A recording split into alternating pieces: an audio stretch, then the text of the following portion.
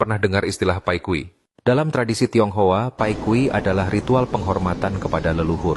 Berlutut, membungkuk, dan mendengarkan segala petuah yang diturunkan dari generasi ke generasi. Dulu itu soal budaya dan hormat. Tapi kini, di panggung global, kita malah menyaksikan pertunjukan Pai Kui versi baru. Negara-negara Asia ramai-ramai bertekuk lutut di hadapan pemerintah Amerika Serikat setelah Donald Trump mengancam dengan tarif besar-besaran. Bedanya, kali ini bukan soal leluhur, tapi urusan dagang dan tekanan politik. Kelakuan negara-negara Asia akhir-akhir ini memang cukup menggemaskan.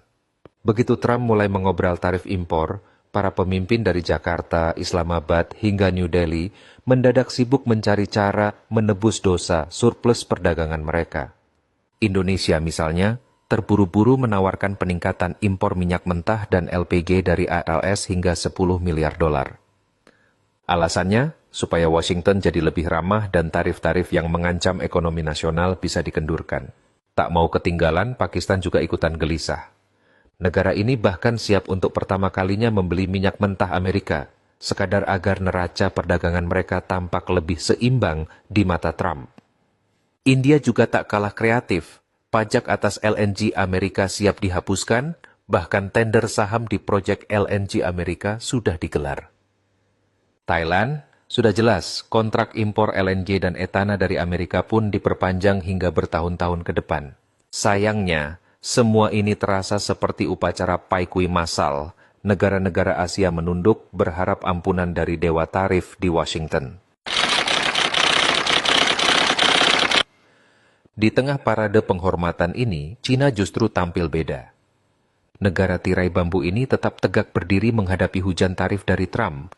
Alih-alih menyerah atau buru-buru mengubah strategi dagang, Beijing justru melawan balik dengan tarif balasan dan diversifikasi ekonomi. Sampai detik ini, Cina belum menunjukkan tanda-tanda ingin Pai Kui ke Washington. Malah, banyak negara lain kini belajar bagaimana tetap tegar dan memperjuangkan kepentingan nasional tanpa harus mengorbankan harga diri. Dunia memang berubah, tapi harga diri seharusnya tetap jadi pegangan utama.